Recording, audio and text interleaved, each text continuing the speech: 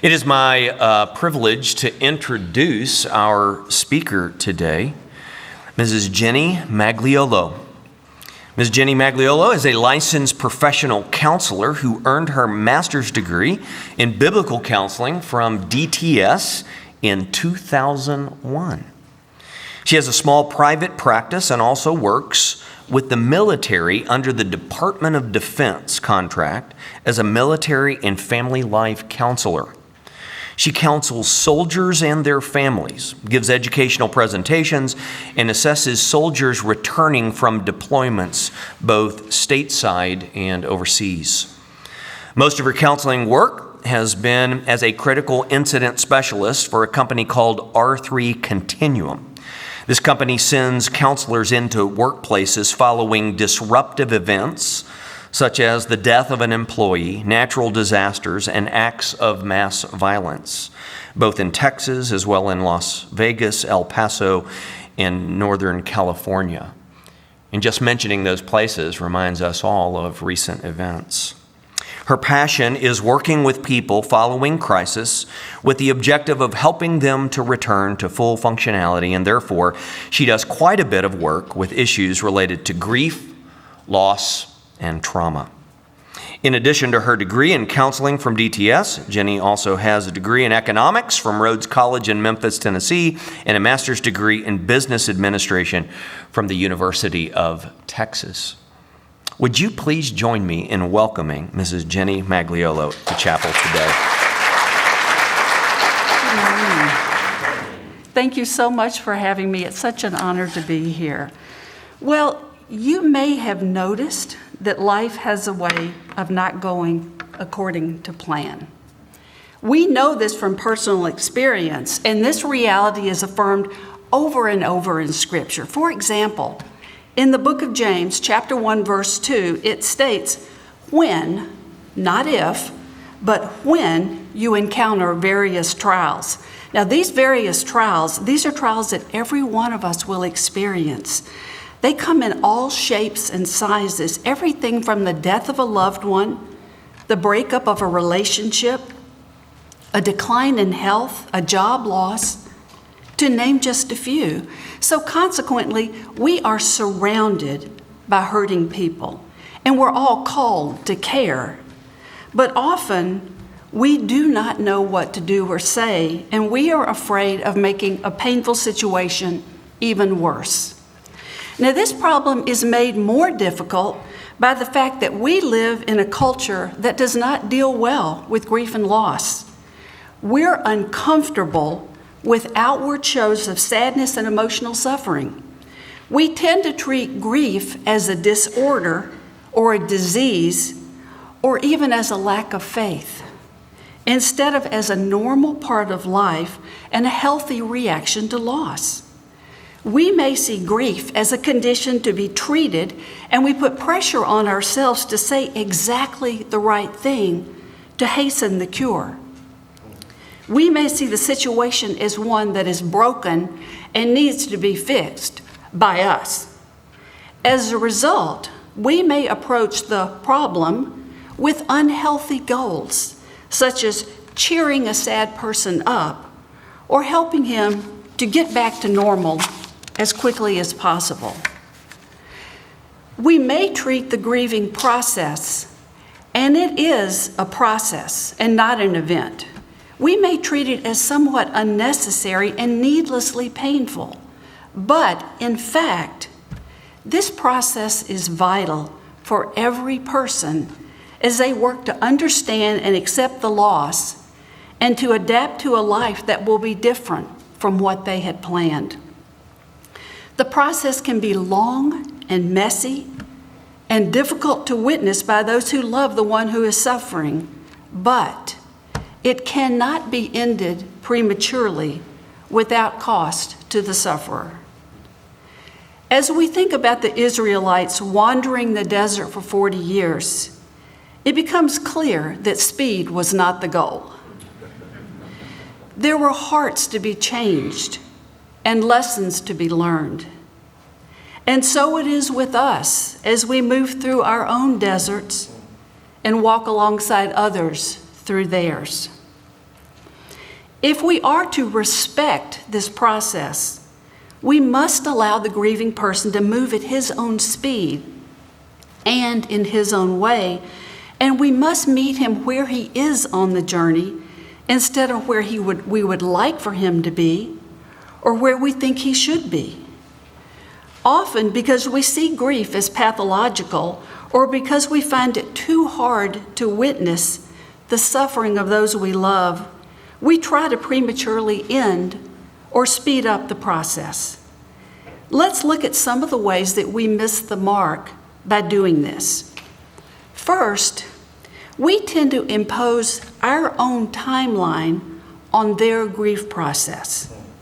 We're inclined to see other people's losses to be as large or as small as a similar loss would be to us, and we establish a timeline for their grief that seems reasonable to us. The result is that we can be less than sympathetic when someone is sadder for a longer time than we think is appropriate. Let me offer an example. In the spring of 2013, Rick and Kay Warren, founders of Saddleback Church in California, lost their son Matthew to suicide after a long battle with mental illness. Kay Warren posted the following on Facebook almost a year after his death. She said, "As the 1-year anniversary of Matthew's death approaches, I have been shocked by some subtle and not so subtle comments indicating that perhaps I should be ready to move on. The soft, compassionate cocoon that has enveloped us for the last 11 and a half months had lulled me into believing others would be patient with us on our grief journey. And while I'm sure many will read this and quickly say, 'Take all the time you need,' I'm increasingly aware that the cocoon may be in the process of collapsing." It is not our responsibility to decide how long people are allowed to be sad. But what we can do is to try to understand the meaning of the loss for each individual. And when we do, we will be more likely to minister to our friends for an appropriate amount of time and in a helpful manner. We can also make it difficult for mourners to move at a pace during their grief journey that is therapeutic for them. I worked in Stephen Ministries, a Christian lay ministry, for several years, and a young man in our group lost his mother to cancer. His parents had been married for decades, and his father was lost without his wife. I visited his dad periodically, and it seemed that every time I went, he reported something that indicated that his adult children were not satisfied with his progress toward healing. They were bothered by the fact that he continued to visit his wife's grave so often, and that he didn't want to sell the house that they had shared. In truth, he had good instincts for self-care. Visiting the grave gave him comfort, and the house was a connection to his wife that he wasn't ready to give up. His children loved him very much, but they were struggling to see their father in so much pain, and they wanted him to be further along in the process. During our visits, I was able to validate his choices and to encourage him to take his time. Another thing we do is we try to talk grieving people out of their feelings. We feel uncomfortable with displays of pain that we cannot alleviate, and so we try to convince people that they should be happier than they are. We may do this by implying that their feelings of sadness and loss are excessive or inappropriate. For example, we may point out the blessings in their lives at the time of a loss by saying things such as, "He lived such a long life," after the death of a loved one, or, "At least you have other children," after a miscarriage. Those statements are meant to comfort, and while they may be true, they are seldom helpful.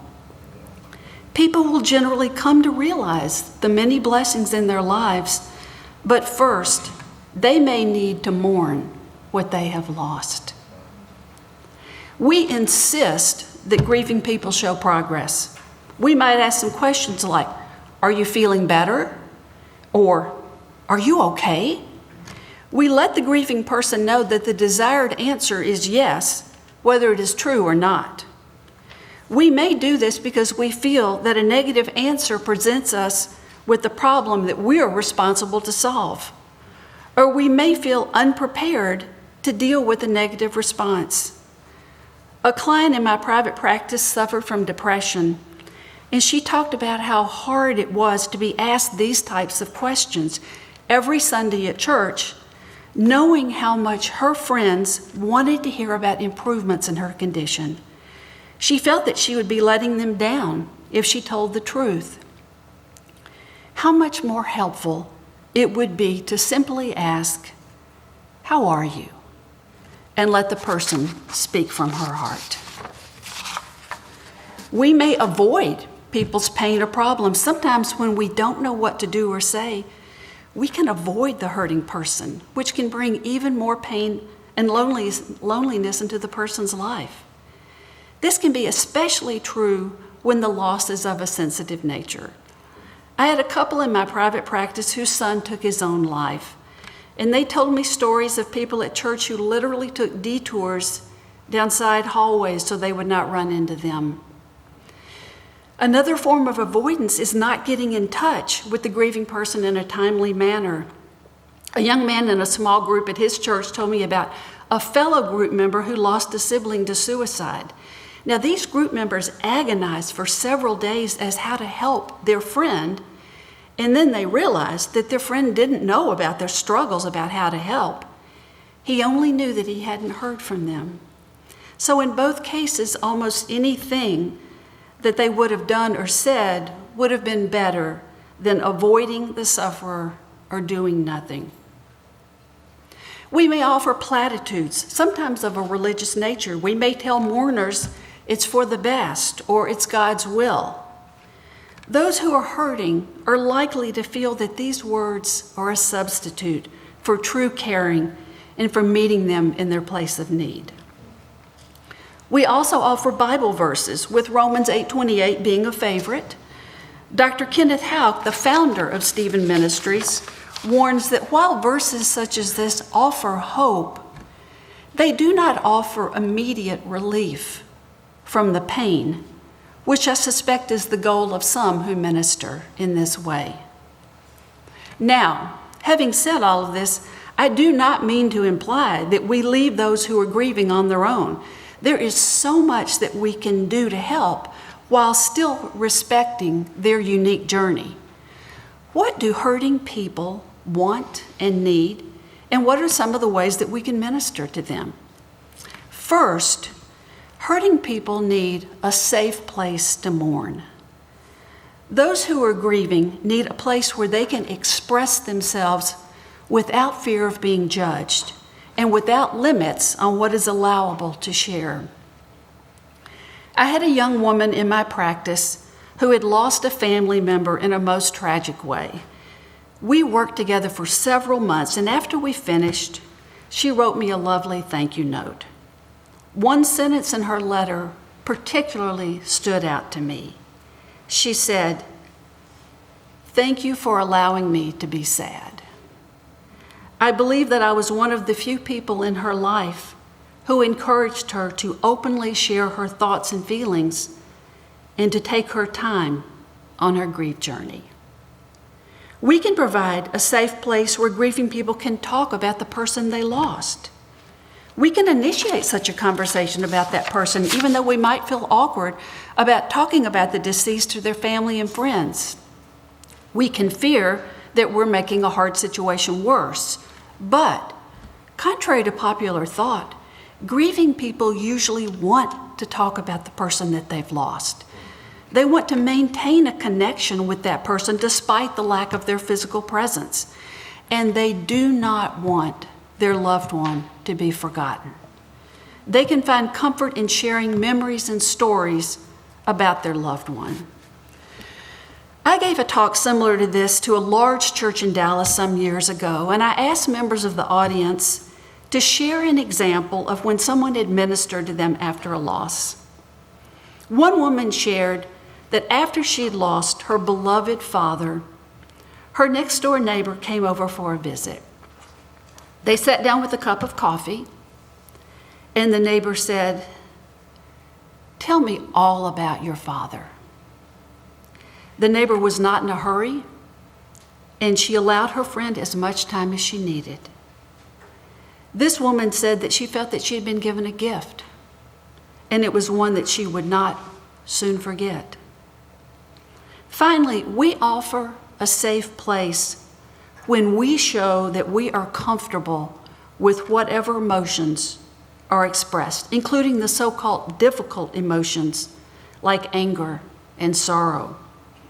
People I counsel sometimes cry during our sessions, and they often apologize for their tears. I reassure them that there's nothing to apologize for. It is an honor when people trust us enough to be vulnerable and to share their struggles and pain. And it is so important that we react appropriately when they do. If we exhibit shock or surprise at their words or discomfort with their displays of sadness, they may feel embarrassed and they may regret that they have revealed that part of themselves. Instead, we must listen patiently, monitor our reactions, and show empathy. Hurting people desperately need good listeners. As a culture, we greatly undervalue the art and the therapeutic benefit of good listening. In groups where I speak, I often ask for a show of hands of people. Do you have someone in your life who you consider to be a really good listener? And invariably, only about half the hands in the room go up. At its core, good listening is an act of unselfishness, where the focus is solely on the other person. When we listen well, we enter the speaker's world and try to understand the meaning of what he's saying.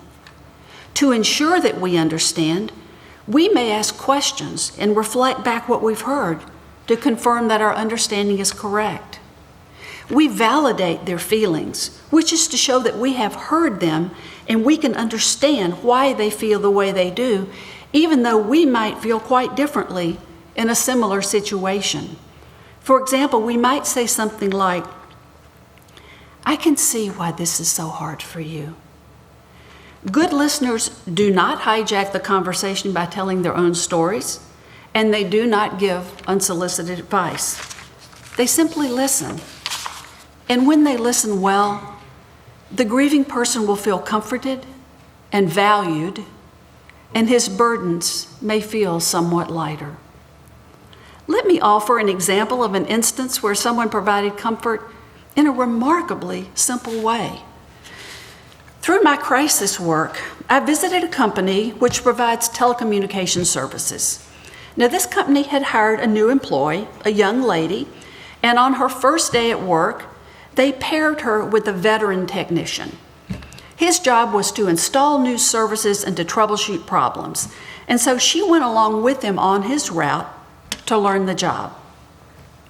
During that day, two very unusual things happened. First, they had a flat tire in their service vehicle, and then later, they had a dead battery. So they had to wait for a repair truck in both instances. And that gave them hours to get to know each other, to talk about their families, to talk about his years with the company, to talk about her hopes for her career. At the end of the day, they said, "See you tomorrow," as we often do at the end of a work day. But this young lady was killed in a traffic accident on her way home. When the veteran employee learned of her death the following day, he was devastated, and he was desperately in need of some compassion. He called his wife to tell her what had happened, and she did not respond in a helpful way. She pointed out that you've only known her for one day, and she was just a coworker. She wasn't a friend. In making these statements, she dismissed his feelings and she implied that they were wrong and unacceptable. After work, he visited his next-door neighbor who happened to work for the same company. He told his neighbor the whole story. His neighbor listened, and then he said, "That sounds really hard." The employee turned to me and said, "Yes, that was exactly what he needed to hear."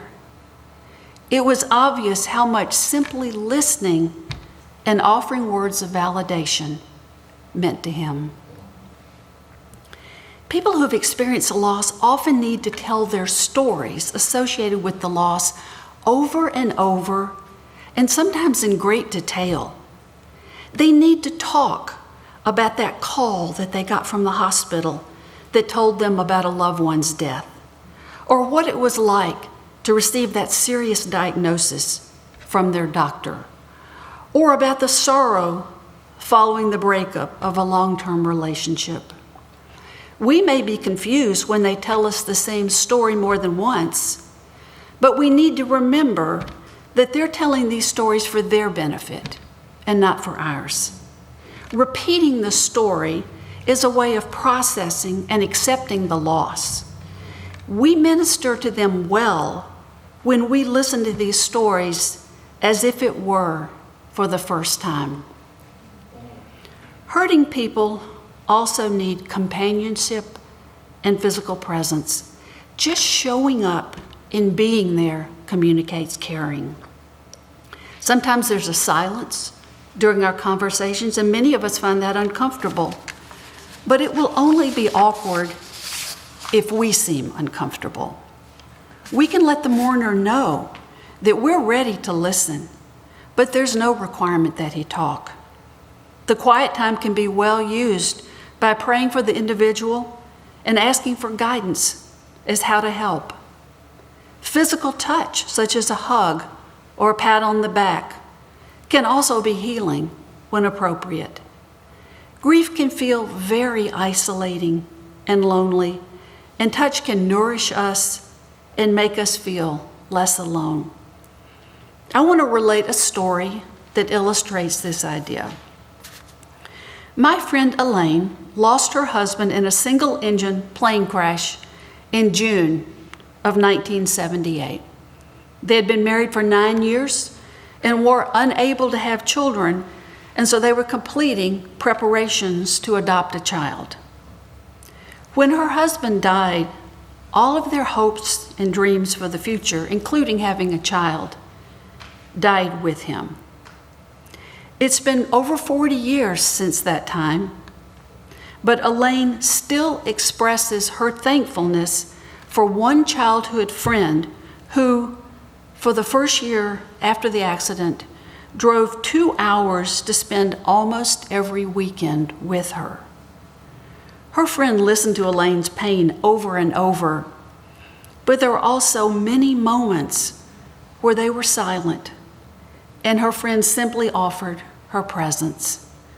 Elaine says that she did not fully realize it at the time, but God used this friend to give her a lasting gift, the gift of time and companionship. Finally, those who are hurting need what we would call practical help.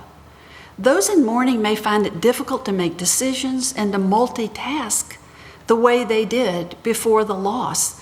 They simply do not have the physical energy or the mental strength to do all the things that need doing.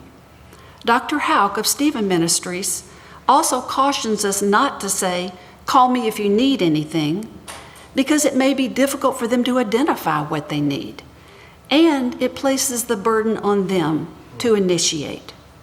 Instead, try to determine what their needs are and then suggest specific services.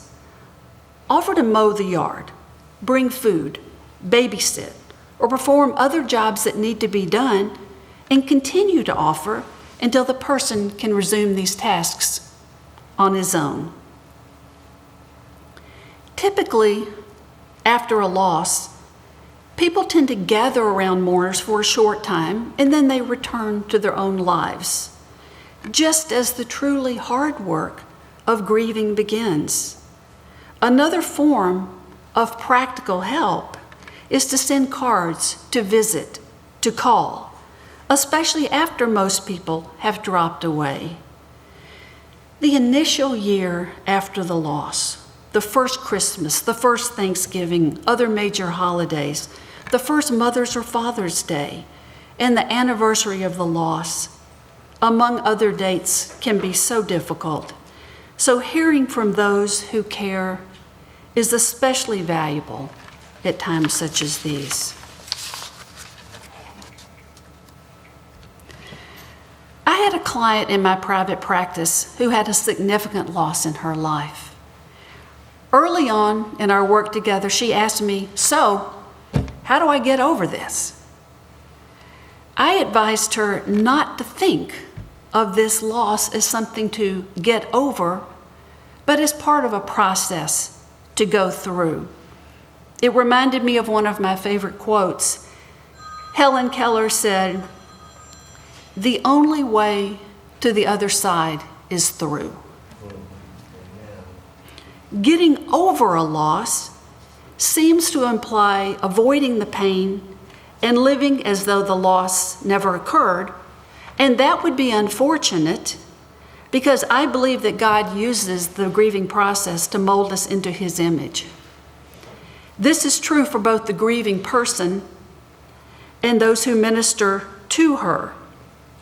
Through loss, the believer can grow in her faith, can become more empathetic to others, and can develop a strength of character that was not present before. Those who minister can help to carry a burden that may be much too heavy for one person alone.